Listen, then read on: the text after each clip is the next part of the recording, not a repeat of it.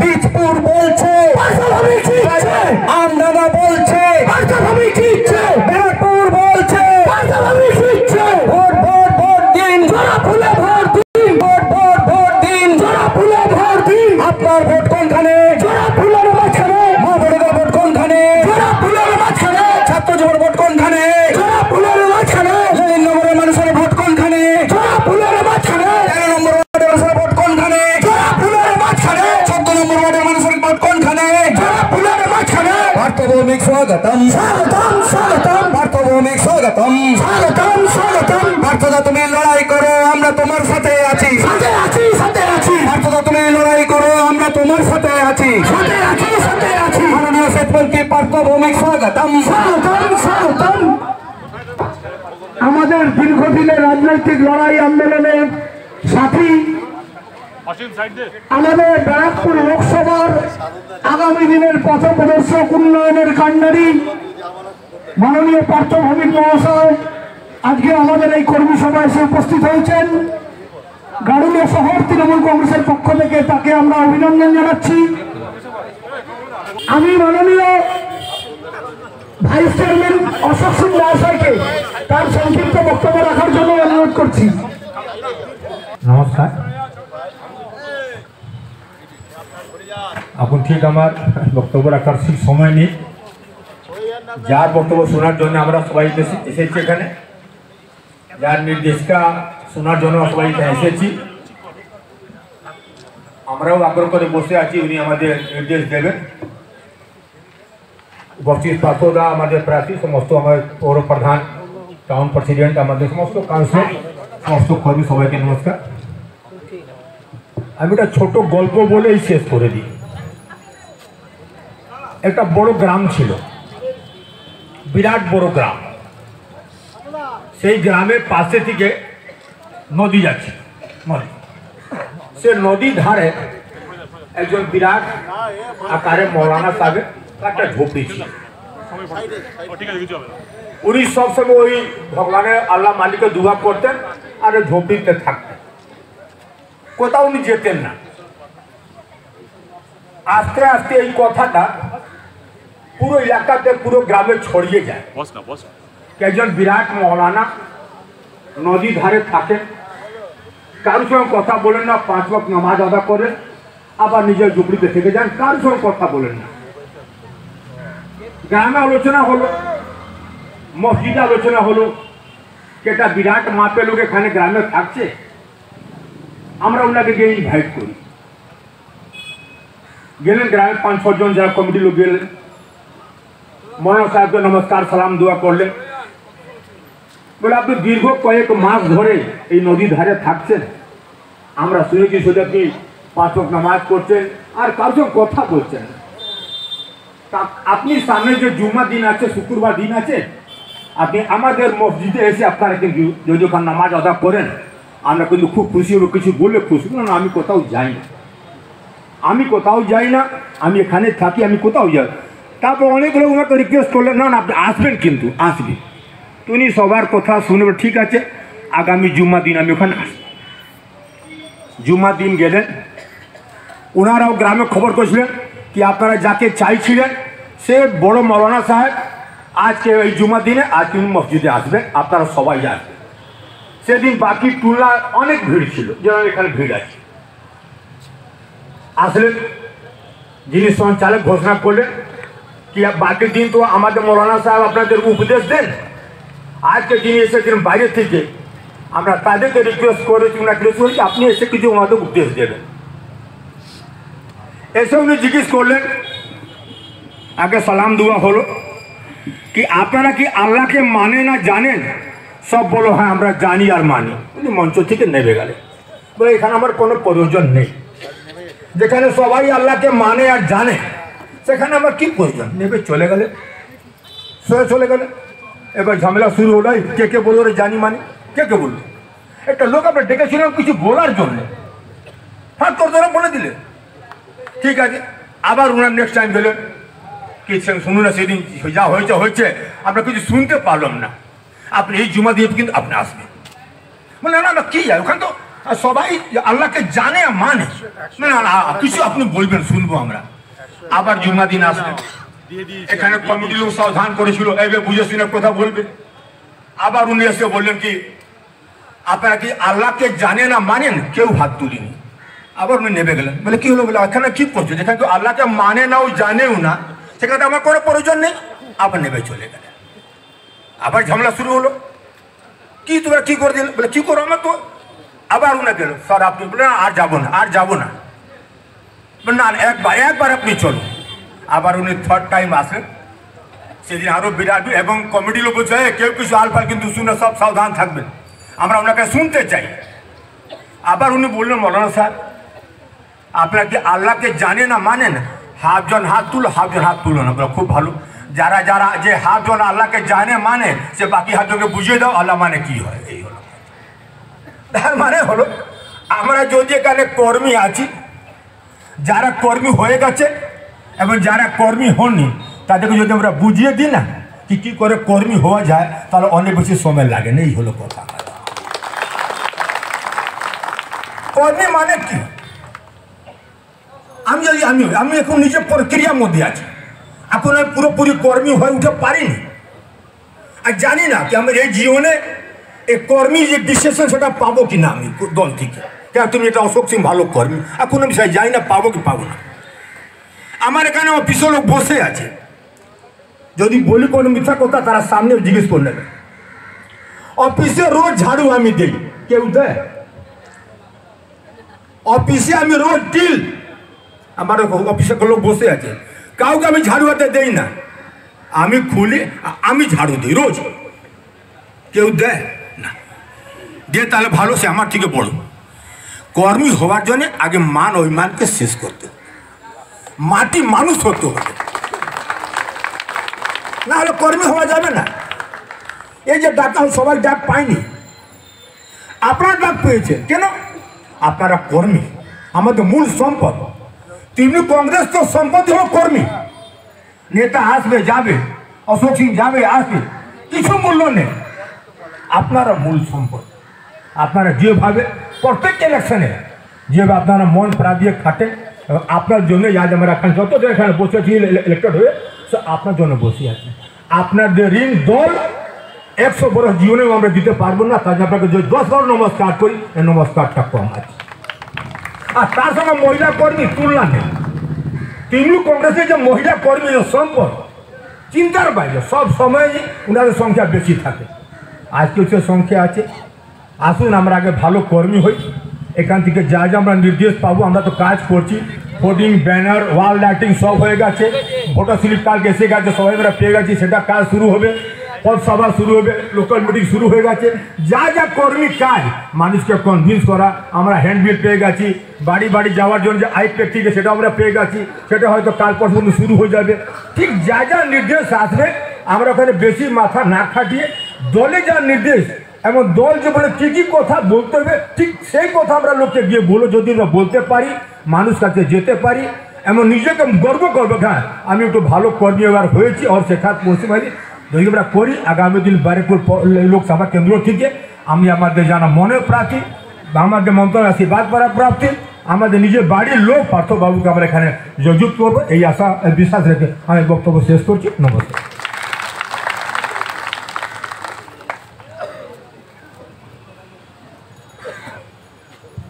ধন্যবাদ অশোক সিং মহাশয়কে তার মূল্যবান বক্তব্য রাখার জন্য। আজখন আমরা আমাদের গারুলিয়া শহর তৃণমূল পক্ষ থেকে আমাদের ব্যারাকপুর লোকসভার মাননীয় আমাদের অভিভাবক, আমাদের সকলের নেতা, ব্যারাকপুর লোকসভার উন্নয়নের কাণ্ডারি, আমাদের প্রার্থী, আপনাদের আশীর্বাদ প্রার্থী পার্থভৌমিককে গারুলিয়া টাউন তৃণমূল কংগ্রেসের পক্ষ থেকে বরণ করছেন গারুলিয়া টাউন তৃণমূল কংগ্রেসের সভাপতি এবং 3 নম্বর ওয়ার্ডের কাউন্সিলর মাননীয় গৌতম দত্ত মহাশয় এবং আমাদের মহিলা কাউন্সিলররা আপনারা যারা আছেন সঙ্গে থাকুন। গৌতম দত্তের নেতৃত্বে আমরা পার্থভৌমিককে বরণ করে নিচ্ছি। এবার ভোটায় জিতবে কে? এবার ভোটায় জিতবে কে? এবার ভোটায় জিতবে কে? তাই তো ব্যারাকপুর বলছে পার্থভৌমিক জিতছে। ধন্যবাদ।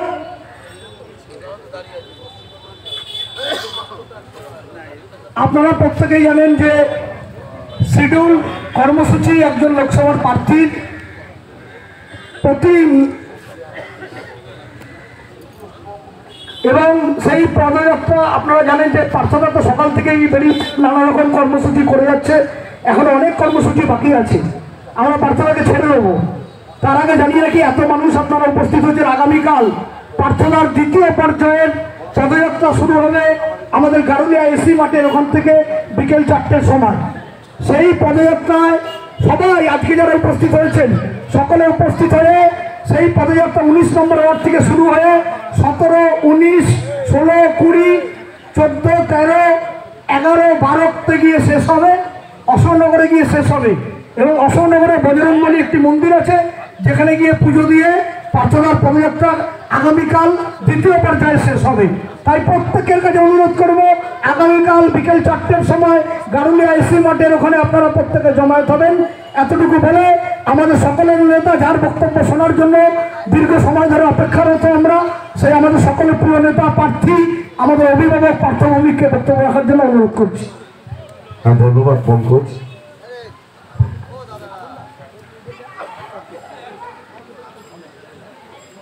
আমাদের গারুলিয়া শহর তৃণমূল কংগ্রেসের সভাপতি অগ্রজ শ্রী গৌতম দত্ত, আমার গারুলিয়া মিউনিসিপ্যালিটির চেয়ারম্যান আমার ছোট ভাই রমেন দাস, ভাইস চেয়ারম্যান অশোক সিং আমার আগেই বক্তৃতা করলেন, সিআইসিরা আছে, কাউন্সিলররা আছে, আমি আলাদা করে আর কারোর নাম বলছি না এবং এটি অবশ্য আপনারা আছেন। আমি দুটো কথা খালি বলব। এক হচ্ছে, দেখুন, এই যে গত সপ্তাহ গেল 11 থেকে 18, এই এক সপ্তাহে 3টে উৎসব বাংলার বুকে ছিল। 11 তারিখ ঈদ, 14 তারিখ বাঙালিদের শুভ নববর্ষ, 17 তারিখ রামনবমী। বাংলার মাননীয় মুখ্যমন্ত্রী বারংবার বলেন ধর্ম যার যার নিজের, উৎসব সবার। বাংলা দেখিয়ে দিল 3 ধরনের ধর্মীয় মানুষ পালন করে, কিন্তু 3টে উৎসবই বাংলায় খুব শান্তিপূর্ণভাবে পালিত হলো। এটাই হচ্ছে বাংলার বিশেষত্ব। মাঝে মাঝে বাইরে থেকে কিছু বহিরাগত মানুষ আসে প্লেনে করে, এসে বাংলার এই মাটিটাকে কলুষিত করতে চায়, ভাগ করতে চায়, কখনো ধর্মের ভিত্তিতে, কখনো ভাষাভাষীর ভিত্তিতে, কখনো জাতপাতের ভিত্তিতে। তারা কখন আসে? যখন ভোটের দামামা বাজে তখন। 2021 সালে ভারতবর্ষের মাননীয় প্রধানমন্ত্রী 18 বার বাংলায় এসেছিলেন, স্বরাষ্ট্রমন্ত্রী অমিত শাহ 42 বার এসেছিলেন, 18টা রাজ্যের মুখ্যমন্ত্রী 178 বার এসেছিলেন। ভোট শেষ হয়ে গেছে, বাড়ি ফিরে গেছেন। 2024 এই 3 বছরে একদিনও বাংলার বুকে পা দেয়নি। আবার যেই ভোট এসছে, আবার বাইরে থেকে ফ্লাইট আসা শুরু হয়ে গেছে, হেলিকপ্টার আসা শুরু হয়ে গেছে, তারা আবার আসছে। আমি শুধু এটুকুই বলতে চাই, আপনারা দেখেছেন শীতকালে বাইরে থেকে কিছু পাখি আসে সাইবেরিয়া থেকে, যেই শীতটা চলে যায় পাখিগুলো আবার ফেরত চলে যায়। সেই পাখিগুলোকে আর ঝিলের পাশে দেখা যায় না। ঠিক তেমনি এরা ভোট পাখি, ভোটের সময় আসে, বাদ বাকি সময় 365 দিন আপনার মাথার উপরে মমতা ব্যানার্জি আর পাড়ায় তৃণমূলের ছেলেরা, যারা আপনাকে বিপদে আপদে আপনার পাশে থাকবে। এইটা আপনারা বাড়িতে বাড়িতে বলুন, আপনারা বাড়িতে বাড়িতে বলুন। এই যে ধরুন আমার এত বোনেরা, মায়েরা, বৌদিরা সব বসে আছে, মমতা ব্যানার্জির আগে এত সম্মান কিংবা মহিলাদের এই আত্ম অভিমান থেকে মর্যাদা এর আগে কেউ দিয়েছে? আপনি যে কোনো একটা বাড়িতে গিয়ে কোনো মাকে যদি জিজ্ঞেস করেন, মা তোমার সন্তান আছে, যদি সে হ্যাঁ বলে, যে কি করে সে কত বয়স তার, বলে এই তো ক্লাস 2-এ পড়ছে। সে মাকে তখন আপনি জিজ্ঞেস করলে জানতে পারবেন তার পায়ের জুতো, পিঠের ব্যাগ, স্কুলের ড্রেস, খাতাপত্র কে দেয়? মা বলবে মমতা ব্যানার্জি। আপনি যদি মাকে জিজ্ঞেস করেন মা তোমার মেয়ে কোন ক্লাসে পড়ে, বলে 9-এ পড়ে। এই যে স্কুল যেতে গেলে কিসে যায়, বলে এখন আর তো চিন্তা নেই, মমতা ব্যানার্জি আছে, সবুজ সাথী সাইকেলে যায়। তোমার মেয়ে কি করে বড় হয়ে পড়াশোনা করবে তোমার কোনো চিন্তা হয় না? না, কেন? মমতা ব্যানার্জি আছে, কন্যাশ্রী প্রকল্প। মা তোমার মেয়ের বয়স কত? 28। মেয়ের বিয়ে দেবে না? দেব। কিছুটা আর্থিক সংকট ছিল, আমার পাড়ার ছেলেটা এসে বলে গেল মমতা ব্যানার্জি রূপশ্রী প্রকল্পে 25,000 দিচ্ছে, আমি ওটা দিয়ে আমার একটু সংস্থান হবে, আমি মেয়েটার একটু ভালো করে বিয়ে দিতে পারব। একটা বাড়িতে গেলেন, মা তুমি নিজের পয়সায় পাউডার কেনো, স্নো কেনো, ক্রিম কেনো, বলে আগে কিনতে পারতাম না। স্নো পাউডার কিনতে গেলে স্বামীর কাছে হাত পাততে হতো, বলতে হতো 200 টাকা দেবে, আমি একটা ক্রিম কিনবো, আমার শীতকালে গাল ফেটে যাচ্ছে। মমতা ব্যানার্জি আমাকে আত্মমর্যাদা দিয়েছে, আমাকে এখন ক্রিম কেনার জন্য বরের কাছে হাত পাততে হয় না। লক্ষ্মীর ভাণ্ডারে আমি 1000 টাকা পাই। আর এ কথা তো অস্বীকার করে লাভ নেই, আমাদের পুরুষ শাসিত সমাজ, পুরুষেরা বাড়িতে হুঙ্কার দেয়, আমি যা বলবো তোমাকে তাই শুনতে হবে। সেই পুরুষদের আত্মমর্যাদা বউয়ের কাছে এক জায়গায় কুপকাত, সেটাও মমতা ব্যানার্জির জন্য। বাড়ির কর্তা যদি অসুস্থ হয়, নার্সিংহোমে ভর্তি হতে হয়, বউয়ের কাছে হাত পেতে বলতে হবে স্বাস্থ্যসাথী কার্ডটা দেবে, ওটা তো তোমার নামে। এইটা মমতা ব্যানার্জি, এই সম্মান কেউ দেয়নি এর আগে মা বোনদের। এইটা বাড়িতে বাড়িতে প্রত্যেকটা মা বোনকে বলুন। হতে পারে কারোর স্বামী বিজেপি করে, তাকে গিয়ে বলুন তোমার স্বামী রাজনীতি করে, কিন্তু তুমি বলো তো তোমার এই সম্মান এর আগে কেউ দিয়েছে? বিজেপি মিটিং করে সভা করে বলছে আমরা ক্ষমতায় আসলে এগুলো সব বন্ধ করে দেব। যদি এগুলো বন্ধ হয়ে যায় তার মানে মাকে আবার সেই রান্নাঘরে ঢুকিয়ে দেবে, মা সম্মান নিয়ে মাথা উঁচু করে বাঁচতে পারবে না। যদি কারোর স্বামী অন্য দলও করে, সেই ভদ্রমহিলাকে গিয়ে বলুন তুমি কোনটা চাও, তোমার বরের রাজনীতি না নিজেদের আত্মমর্যাদা? আমাদের এই আত্মমর্যাদা যদি বিজেপি আসলে কেড়ে নেয় তাহলে আমাদের আবার শুধু সেই রান্নাঘর করতে হবে, আমাদের নিজেদের স্বাধীনতা বলে আর কিছু থাকবে না। আপনি দেখবেন সেই মা তার স্বামী বিজেপি করলেও সে মনে মনে একবার ভোট দেওয়ার আগে ভাববে যে আমার আত্মসম্মান যে রেখেছে সে মমতা ব্যানার্জি, আমার ভোটটা আমি মমতা ব্যানার্জিকেই দেব। এটার জন্য আপনাদের প্রত্যেকটা বাড়িতে মা বোনদের কাছে যেতে হবে, কারোর কাছে না। মহিলারা যদি পাড়ায় পাড়ায় নিজেরা সংগঠিত হয়ে নিজেদের মধ্যে, কোনো তৃণমূল করতে হবে না, তৃণমূলের ঝান্ডায় যেতে হবে না, একত্রিত হয়ে যদি পাড়ায় পাড়ায় বেরিয়ে প্রত্যেকটা মা বোনকে এটা আস্তে আস্তে গল্প করে বলেন, আর মহিলারা যদি দাঁড়িয়ে যায়, মমতা ব্যানার্জিকে হারানোর ক্ষমতা নরেন্দ্র মোদীদের 14 গুণ দিয়ে গুণ করলেও কেউ করতে পারবে না। আর আমার শেষ কথা হচ্ছে, আপনারা জানেন আমার দলের ম্যানিফেস্টো আমাদের দলের নেতা সাধারণ সম্পাদক অভিষেক বন্দ্যোপাধ্যায় প্রকাশ করেছে, সেটা নেতারা অনেকেই পড়েছে। এর বাইরে ব্যারাকপুরের জন্য আমি কিছু ভেবেছি, সেই ভাবনার কথাটা আমি পয়লা বৈশাখ আমাদের বাঙালিদের নববর্ষের দিন বলেছিলাম প্রেসকে, আপনাদের সামনে আবার বলছি যে দেখুন আমি তো ডাইরেক্ট চাকরি দিতে পারবো না, সে ক্ষমতা আমার নেই, কিন্তু ছেলে মেয়েরা পড়াশোনা করে চাকরির জন্য প্রিপারেশান যাতে ভালো করে নিতে পারে তার ব্যবস্থা আমি করে দেব। আমি নৈহাটিতে ইতিমধ্যেই একটা জায়গা চিহ্নিত করেছি এবং তার কাজ শুরু হয়ে গেছে। ব্যাংকে কেউ পরীক্ষা দেবে, কি করে পরীক্ষা দিলে পাস করা যায়, কেউ পোস্ট অফিসের চাকরির পরীক্ষা দেবে, কি করে কি পড়াশোনা করলে চাকরি পাওয়া যায়, কেউ WBCS হতে চায় তাকে কিভাবে পড়াশোনা করাতে হবে, কেউ IAS IPS হতে চায় তাকে কিভাবে পড়াশোনা করাতে হবে, কেউ শিক্ষক হতে চায় তাকে কি করে পড়াশোনা করাতে হবে, পুরো ব্যবস্থাটা আমি নিজে করব। আমি একটা এডুকেশন হাব করেছি যেখানে অ্যাডামাসের সাথে আমার ইতিমধ্যে কথা হয়ে গেছে, আমি ইনফ্রাস্ট্রাকচার দেব, তারা শিক্ষক নিয়োগ করবে, তারা পড়াবে। ব্যারাকপুরের 300 ছেলে মেয়ে ফ্রি এই টিউশনটা পাবে যদি আমি এমপি হই।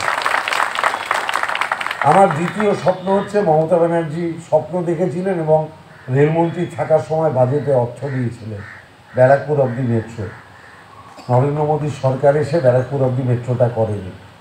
আমি মমতা ব্যানার্জির স্বপ্নকে বাস্তবায়িত করার জন্য আমি আপ্রাণ চেষ্টা করব যাতে মমতা ব্যানার্জির স্বপ্নকে আমি সফল করতে পারি। আমি তৃতীয় বলেছি, গঙ্গার পার ঘেঁষে ব্যারাকপুরের অনেক ঐতিহ্য আছে। সুরেন্দ্রনাথ বন্দ্যোপাধ্যায়ের শহর, জাতীয় অনুরোধের প্রতিষ্ঠাতা এই ব্যারাকপুরের মানুষ। মঙ্গল পাণ্ডে এই ব্যারাকপুরের মানুষ। গান্ধীঘাট গঙ্গার পারে ব্যারাকপুরে। এই নোয়াপাড়া থানায় নেতাজি সুভাষচন্দ্র বোস একদিন মন্দির ছিলেন। আপনি একটু পাশে চলে যান ভাটপাড়ায় গেলে আপনারা জানতে পারবেন শ্রীজীব ন্যায়তীর্থর মতো সংস্কৃতের পণ্ডিত বিদ্বান মানুষ ছিলেন। আপনি একটু এগিয়ে যান নৈহাটিতে ঋষি বঙ্কিমচন্দ্র চট্টোপাধ্যায়। শ্যামনগর গঙ্গার পারে মুলাজোর কালীবাড়ি। আপনি আরেকটু এগিয়ে যান হালিশহর রানী রাসমণির ঘাট, সাধক রামপ্রসাদ সেনের কালীবাড়ি। এই গঙ্গার পাড়টাকে, গঙ্গার ঘাটগুলোকে বিউটিফিকেশন করে যদি একটা পর্যটনের ব্যবস্থা করা যায়, তাহলে অনেকগুলো আমাদের যে মানুষ যারা ব্যারাকপুরকে গৌরবান্বিত করেছিলেন তাদের কথাটা আবার ভারতবর্ষের মানুষের কাছে পৌঁছবে। আপনারা দেখেছিলেন 2019-এ অর্জুন সিং জেতার পরে সন্ত্রাস। আমি দায়িত্ব নিয়ে বলছি, ব্যারাকপুরের মানুষ যদি আমায় নির্বাচিত করে, এই মস্তানি আমি চিরতরে ঘুচিয়ে দেব। আমি ব্যারাকপুরে শান্তি প্রতিষ্ঠা করি, যাতে ব্যারাকপুরে অন্য সব রাজনৈতিক দল নিজের স্বাধীনতা মতো তাদের রাজনৈতিক কার্যকলাপ করতে পারে। কোনো মানুষের ব্যক্তিগত স্বাধীনতা, সে কি বলবে কি বলবে না, মস্তানি করে গায়ের জোরে সেই স্বাধীনতা আটকে দেওয়া, এটা আমি আর ব্যারাকপুরে হতে দেবো না। এটা আমি আপনাদের দায়িত্ব নিয়ে বলে গেলাম। আপনাদের সমর্থন চাই। আমার এটুকুই বলা, যদি কাজের সুযোগ দেন আমি চেষ্টা করব মমতা ব্যানার্জির একজন সৈনিক হিসাবে। মমতা ব্যানার্জি জিন্দাবাদ, অভিষেক ব্যানার্জি জিন্দাবাদ। আর কালকে আমি এখানে র্যালিতে আসছি, আপনাদের সাথে ঘুরব, মানুষের কাছে প্রার্থনা করব। এর পরের ডেটটা আমি 27 তারিখ বিকেলে দিয়েছি, সেটা 15, 17, 18, 21 সেটাকে কেন্দ্র করে 16, 15, 16 একটা পার্ট, 17, 18, 21 সেটা হচ্ছে 27 তারিখ বিকেলে। পরেরটা তারপরে আমি একটা বলে দেব। ঠিক আছে, সবাই ভালো থাকবেন, নমস্কার।